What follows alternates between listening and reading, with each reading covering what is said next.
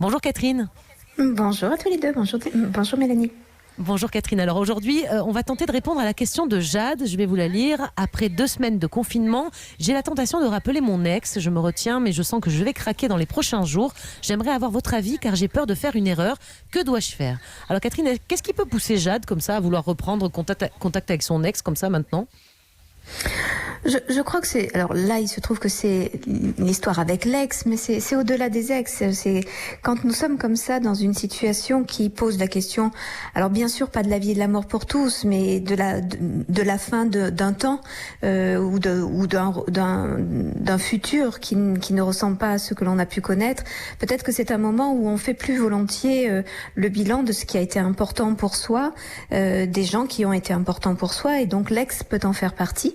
Le besoin parce qu'on a plus de temps, parce que souvent nous pensons à notre vie d'avant sans pour autant avoir le loisir de contacter les gens auxquels nous pensons, avec peut-être aussi une certaine culpabilité quand il s'agit des ex, de téléphoner à ses ex dans un temps habituel, pensant que justement ça pourrait faire la preuve d'une insécurité ou d'un doute quant à ce qu'on a laissé derrière soi, alors que là c'est un temps j'allais dire de mise au point avec soi et sa vie. Donc assez légitimement, nous repensons à notre vie, à l'hier, puisqu'on ne sait pas ce que sera demain, et donc les ex en font partie le cas échéant.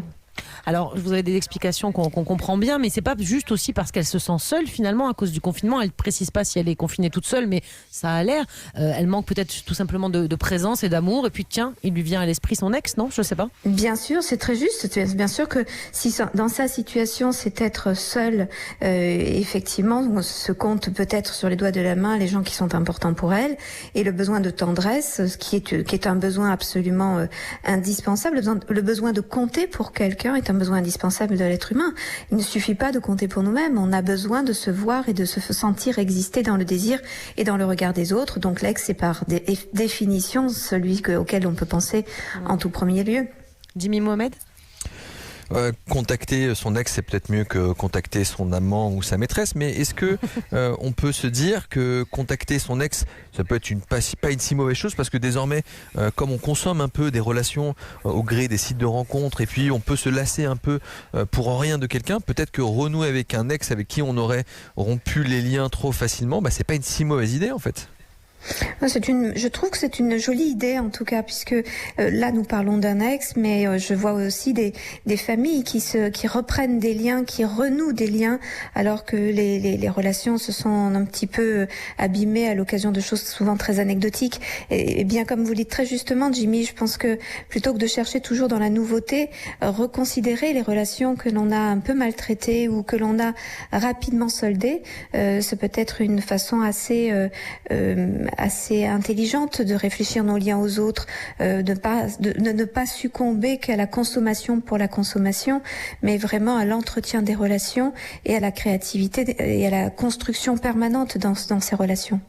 Et ce retour là vers le passé, parce que donc Jade se retourne, pense à son ex, c'est un côté un peu nostalgique. Est-ce que la nostalgie, c'est un refuge finalement? Ça permet pas peut-être aussi de souffler un peu par rapport à toute cette actualité un peu anxiogène?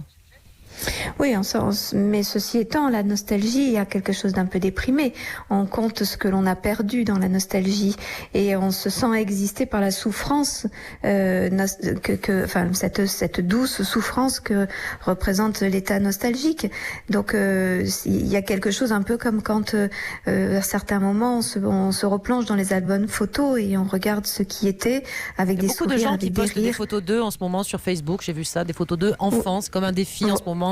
Voilà, qui circule beaucoup. Ça fait partie de ça, cette nostalgie aussi? Absolument. On regarde ce qu'on a vécu, ce qui nous paraissait, ce à quoi on tournait le dos parce que ça nous paraissait ridicule. Et puis tout d'un coup, tout cela prend de la valeur quand demain tout pourrait s'arrêter. Alors il y a une idée un peu de fin du monde dans cette idée-là. Et donc de fait, recompter toutes les billes qu'il y a dans ses poches et qui ont fait des moments de joie et de partage de jeu avec les autres, bien sûr. Jimmy? Il y a ceux qui veulent recontacter leur ex, et puis c'est Benjamin Lévesque qui nous soufflait ça. Les sites de rencontres en ligne ont baissé de plus de 50%.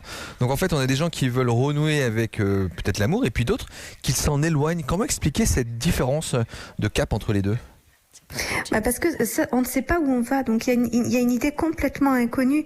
Donc cette idée de consommation que nous avons longuement pratiquée, tout d'un coup s'arrête. On ne sait pas. Un monsieur me disait ce matin, je ne sais pas quel va être mon monde de demain, mais il faut absolument qu'il change. Il va changer. Quels seront mes repères?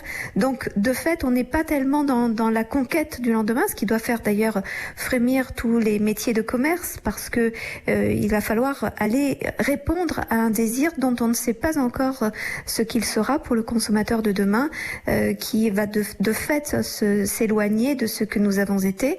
Et donc effectivement, pour l'heure en tout cas, après vous savez, on retrouve vite nos repères et on revient vite sur nos habitudes. Malheureusement, on oublie même ce que nous avons appris, ce que nous avons enduré. On l'oublie malheureusement rapidement. Mais pour l'heure, on n'est pas dans une conquête vers l'avenir, et donc on est plutôt vers voir ce qu'il y a comme provision dans nos placards pour savoir ce dont nous allons pouvoir nous réjouir. Merci beaucoup, Catherine.